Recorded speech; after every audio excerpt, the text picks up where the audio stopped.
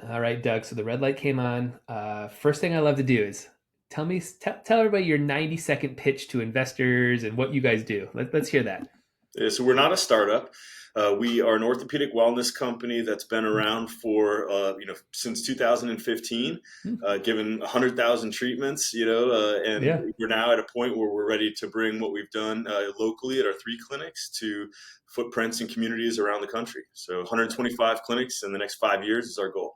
Wow, that's awesome. So let's go back. Let's talk about your origin story. So how did you start, and how did you get to working on this? Yeah, so I've been standing over a table for the last 30 years, and so I've been a practitioner, my whole career.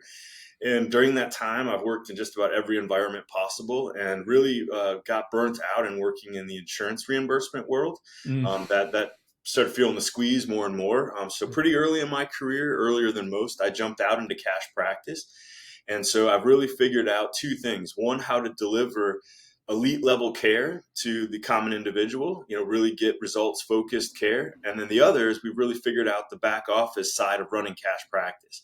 Mm. And so we have really two things that we're solving for. One is giving patients access to direct, high quality care, but also providing an environment where providers have an option of joining a shared cost model with a low barrier to entry, so that they don't have to go through the personal sacrifice of hanging a shingle and doing a whole build out and figuring out how to build Mm. a website and market themselves Mm. and everything else. We do all that for them. So it's a great option for providers that want to go into that cash based method.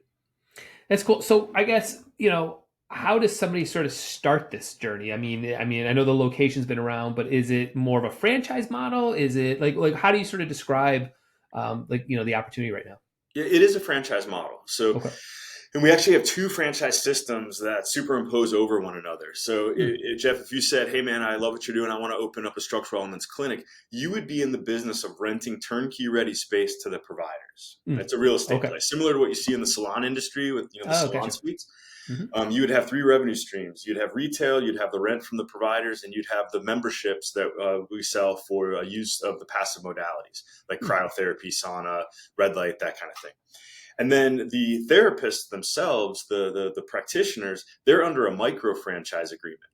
So they are able to come in and still do business under our brand, right? So they, Mm. they Oh, buy the interesting. rights to being represented as structural elements.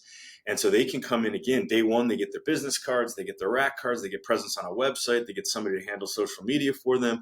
They get trained in our proprietary method, so they have a differentiator from other people in their field. So those two, we were kind of like the matchmaker between the clinic owner and the providers, and then we handle the quality assurance and everything, and make sure that they're trained up and providing good care. Gotcha. So when you mention care, that feels like that could be very broad. Is there a Yeah. specific type of care that we're really talking about, or the type of potential person coming into one of these? Totally. So orthopedic wellness is really, and you've never heard those two words put together, right? So Yeah, orthopedic that's why. and Like, wellness, I don't right? know.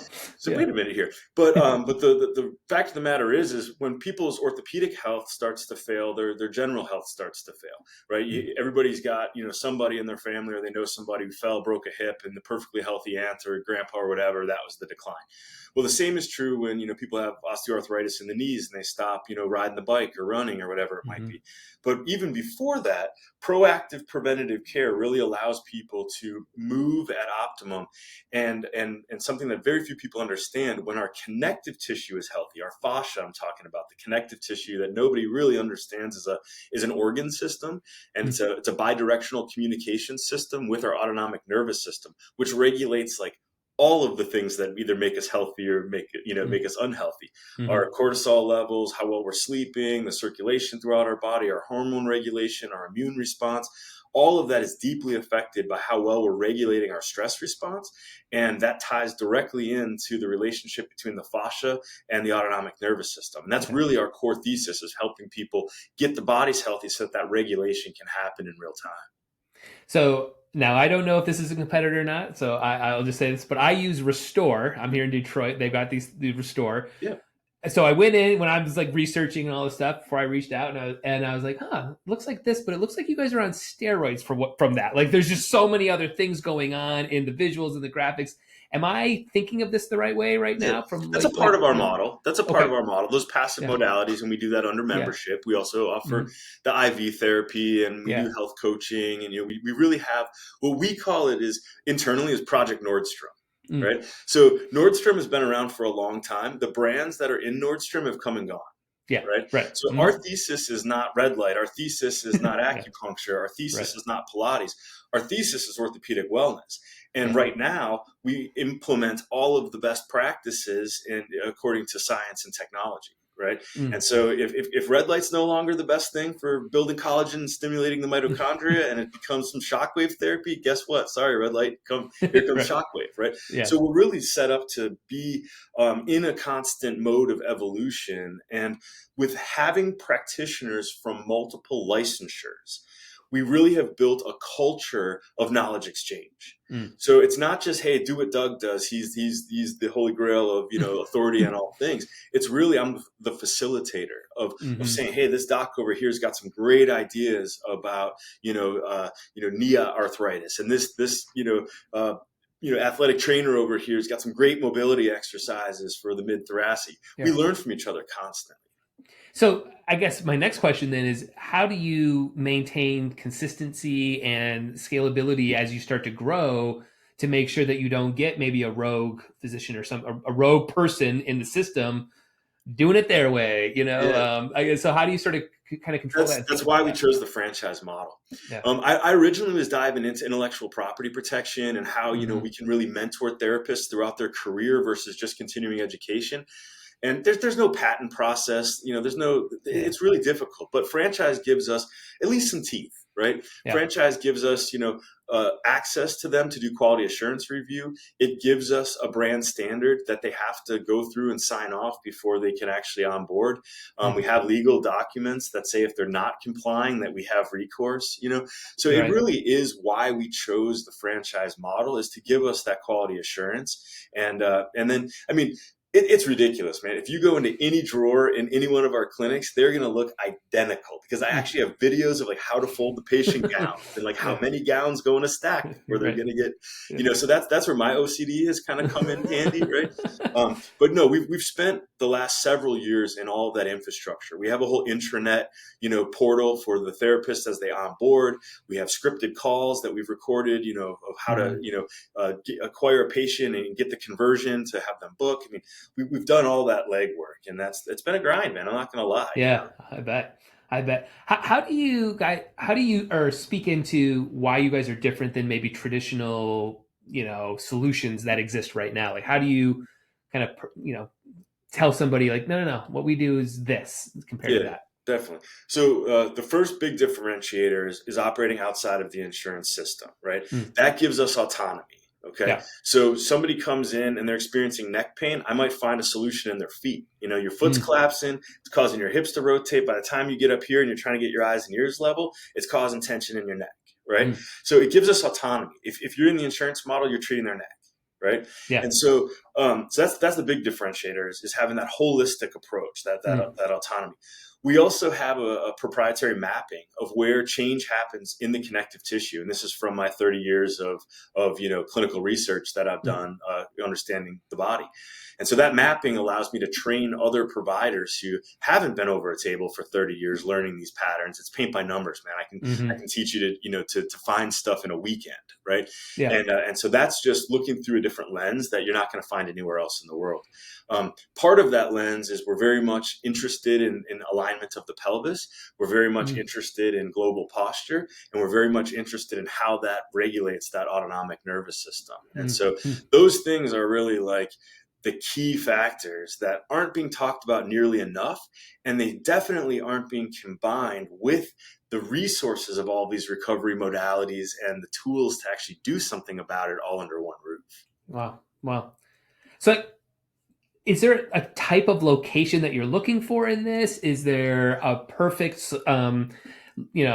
space? Like how are you kind of thinking about the location of where you're putting these potential places, these Yeah, units here? if you can find me a 6,000 to 7,500 square foot white box rectangle within a half a mile of Whole Foods, That's it. sign me up, man. Sweet spot. So, ultimately, if you look at Orange Theory and where they've gone, if you look at Yeah. where Lululemon, exists in terms of their storefronts, I mean, we don't have to do demographical studies. There's a Panera Hmm. Bread across the parking lot from every Target, right? Yeah. You have Right. symbiotic brands, based on those demographical studies where your customer base is. The one thing that we've done differently by just identifying where our customer base is we've also heat mapped the density of availability of therapists. Where are the Mm. therapists living? Because if the Mm. therapists aren't there, and if it's not an attractive lifestyle location for young people coming out of PT school and chiro school and acupuncture school, then you're just not going to be able to fill the rooms. Yeah. So for us in particular, we've heat mapped 25 markets that have the density of therapists and the density of demographic enough to support a 5 clinic footprint per 25 locations, Mm. 25 metros. And that's Mm. that's our growth plan is selling 5 packs to seasoned developers. What is like somebody getting like wanting to get into this? What should they expect? I want to be a franchise owner. What are kind of first steps in this journey? Yeah, so just like any other franchise, it doesn't matter whether you're opening up a pizza place or anything else. I mean, you have to, do an application to get, your established that you have the capital means, and that, we make sure that we're not just spending a lot of time with tire kickers. You have to show Hmm. that you actually, have the background and the ability to do it. Yeah. But outside of that, then you get a franchise disclosure document that tells you all the different movement of money and exactly what it's going to entail. You have to hold that for 14 days. Then you get a franchise agreement. You have to hold that for 7 days. And then ultimately, it's a development schedule that they would be, committing to. You Mm. pay a franchise fee, you get a territory identified, and then we turn on support. And we have partnered with they're called Scale. They're like one of the best in class franchise systems. They Mm. built out like Rock Bottom Brewery, and they do Mm. all the build outs for Dave Osprey's Upgrade Labs, which does Mm. a lot of the same equipment. And they have done stuff now for Crumble, the cookie, Oh yeah, yeah. franchise. Hmm. So these guys are like, they've been around. That's their expertise, right? They have the Yeah. ability to open hundreds of locations and not bottleneck. That's what they do, right? Yeah. I'm an expert in proactive preventative orthopedic care, but Hmm. I don't want to get into the construction business, right? I don't Right. want to be a Right. project manager of 20 simultaneous builds as we get into scale. Yeah. And that is not something that I would be good at either, right? Hmm. Regardless of desire. So Yeah. we've partnered with people that already have the track record of decades of experience and having opened, thousands of units successfully with utmost attention to detail and quality. So Yeah. that's how the world works, is you have to align yourself with experts in their own Yeah. genres. Yeah. So with a cash based membership, driven model that you have, how do you balance though premium level care to this is what it costs? This just how do you balance that? That feels like that can be a real teeter totter there.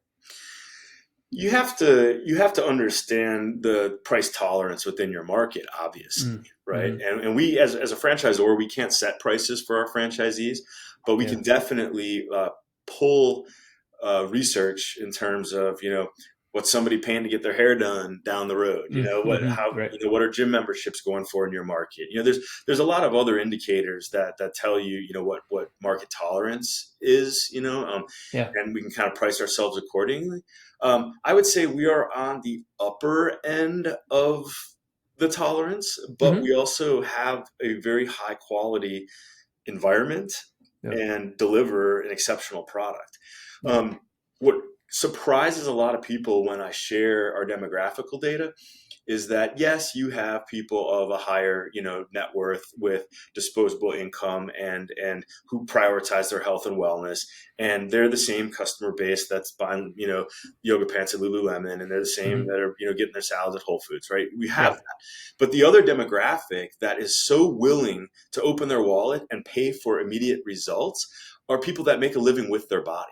So we Mm. get tons of people that are working in trades. We get lots of hairdressers. We get bartenders who are on their feet all day. I mean, Hmm. people that if their bodies ain't working, they're not working. Right. right? Right. And they will come and pay the cash to not miss a bunch of time from work, right? And to get results and get back on the job quickly. They Yeah. don't have 3 days a week to go to physical therapy and have somebody watch them exercise, right? And Mm-hmm. pay the Mm-hmm. copay on top of it, right? Yeah. So if they can get results and they know they can get results, they can pick up the phone, they can get in, they can get fixed. They have no problem. They never look back. Yeah. What excites you the most about, the longevity of the wellness space right now? It feels like it's really kind of coming into its own, or it's really kind of getting more and more established. But what's exciting you the most about That I get to go along for the ride, man. I mean, it's like there's been a lot of ice breaking in the last 30 years, right? Yeah. And Mm-hmm. trying to convince people that, dude, you do maintenance on your car, right? You get your oil changed, you rotate your tires, make sure that your brake pads. But like, who's quantifying, the state of your knees before you're bone on bone and you need surgery, right? Yeah. It's just it's nonsensical. Yeah. Every other medical industry, women get mammograms to rule out breast cancer. We get Mm-hmm. colonoscopies. We get regular lab work. But nobody's looking at the compression in your spine. Nobody's looking at your posture and saying, if Yeah. you don't do something now, you're going to have problems in the future. So for Mm-hmm. me, that value prop is really growing. People don't Yeah. want the hip replacement like their dad got, right? Yeah. They're like, I want to start sooner. And so our Mm-hmm. younger patients are on it. It's super cool to watch. Our high school athletes, they're like, Mom, I need to go to structural elements. My hips are out, and they're like, Mm-hmm. talking about, but they're right. They get here and their hips are out, and so I love seeing that kind of new wave of people that are actually paying attention to this stuff, because with that is human optimization, right? Yeah. I'm a sucker. I'm an enabler for triumph, right? Like, Mm-hmm. I love watching people meet their goals. And so the Yeah. first thing we ask people every visit is not like what hurts and okay, good, let's get you out of your back pain. It's what would you be doing differently if you didn't have this back pain? Well, I'd love to get back to running. Perfect. Let's get you back to running. Let's Yeah. focus on that, right? Yeah. And then getting rid of the pain is just somewhere along the process, right? Yeah. But then you have people that are like, well, what else could I do? If that was possible, what's next, Mm-hmm. right? Oh, I want to lose a few pounds. Okay, great. I want to get off some of my meds. Okay, great. So it really becomes about optimization. How good can you feel, right? Yeah. And Yeah. nobody asks that question, right? Yeah. You really just hit on two things there that was just like, I was talking to my buddy the other day, because I think we are now in a spot of where we optimize everything, right? Our Everything else, devices, our thing. We're upgrading iPhones every year. Like constantly. we're being trained in this, like, and so I'm like, yeah, that's how I do it. That's why I do hot yoga 3 times a That's week, and I great. think about these things, right? And then the other thing you just talked about is, yeah, my son, he's a freshman, he plays football, and he's like, I gotta go my back, I gotta get to the chiropractor, I gotta get moving a little bit, and he's speaking in these terms. Yeah. I never once thought about that in the No. the 90s. Like, I got no idea. Yeah. It hurts, but whatever. Just move on to the next thing. Yeah, That's crazy. but then you That's pay wild. for it. It catches up at some point. Yeah. You can feel like you have a lot of extra cash if you stop paying your bills for a while. But guess Oh what? yeah. Yeah. It's going to Totally. catch up. Yeah. Well, let's pivot over just a little bit about, like, you're in the reoccurring revenue streams, right? Like memberships and retail. How do those strengthen the franchise model in your space? Well, they absolutely improve the unit economics for the unit owner. Mm-hmm. That reoccurring revenue, and really, once the equipment is purchased and the equipment is on, it's your cost is pretty flat Yeah. regardless of if somebody's in it or not. So the membership and the utilization really sweetens the pot for the unit owner. Mm. It's still competitive against other franchise systems just with the rent alone, Mm-hmm. but you have to be at a pretty high utilization for that to be the case. So this really hedges that as they're kind of ramping up. But then it's locked in long term. I mean, the contracts for the therapist are 3-year contracts, and guess what? Like, medical providers don't default, right? Mm-hmm. Like, there's like a 0.3% default rate on medical lease, whereas restaurants are like a 90% default over a Yeah. 10-year lease, right? So Yeah. it's, once it's built, then it really creates a really nice passive revenue stream, which makes it very developer friendly, for people. And again, the core demographic of franchisees that we're looking for on the unit level are multi-unit, multi-brand owners. We want these ops companies that already have middle management. They already, they've already got maybe a real estate play, maybe maybe they have, a few other franchise brands, so they're familiar with franchise operations, and they're going to prop it up. They're going to have a pretty low show, nice passive revenue stream, and with some hourly employees that manage the desk and provide the support to the therapist. And then it's really about us getting to do what we love to do, which is mentoring and building super therapists. Yeah. Yeah. So as a CEO, I know you've worked on a number of stuff here. What are lessons that you've learned? What are 2 or 3 of them that you just kind of keep going back to, or just keep kind of popping up as like, these are the things I'm really glad that I know how to navigate? Well, the first thing is every day you're going to learn something that you need to know that you didn't know that you needed to know yesterday, right? So just get used to it, because you're never going to reach the end point of where you know everything about your business, right? You're going to keep learning stuff. And then the other thing is I don't care how great of a story you can tell, eventually you become a widget that is subject to data and capital. Right. And so the quicker that you embrace that, the less disheartened you're going to be when that reality comes upon you, and we help a lot of people. We change lives. But guess what? When you're raising capital, it comes back to your metrics, and it comes back to, exactly, how strong your performance and your projections are. Yeah. Yeah. And where do you see, the next year, 5 years, 10 years? Like, what are milestones outside of the more locations? Just where do you sort of see growth, KPIs? Like, you guys are really measuring behind the scenes of like, yeah, we want to be here, here, and here. Yeah. Well, the national footprint is everything, right? And, I'm going to get away from like being the nice guy that gets to wear my therapist hat and cares about, getting everybody back to running their marathons. And I'm going to talk about kind of the cutthroat reality of trying to scale a business. For us as a business venture, there is such economy with scale in the franchise system. The line items that become possibilities only are there with scale. Like, we've developed our own line of orthotics because we have volume there. We, as we continue to grow, being the service provider on supply chain stuff, like that's where some of the upside as a franchise system can really kind of get exciting. Is that you have all of that. I mean, if we're building 125 clinics, they're all going to have the exact same LVT floors in them. Guess what? Maybe we should buy LVT by the truckload, give them a discount, and maybe we get a little margin on it, right? Yeah, so those kind of things, as you develop that footprint, we would love to get involved in some real estate plays where we can own the dirt in some builds and turn around and lease to the franchisee with, maybe a partnership or a buyback option down the road.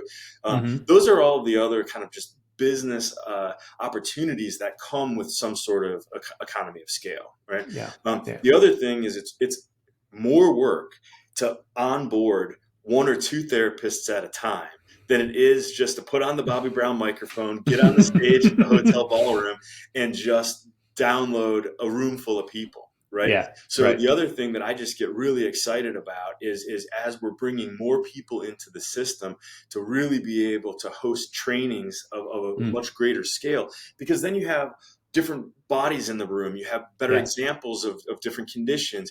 You're getting to get your hands on more bodies of different variety.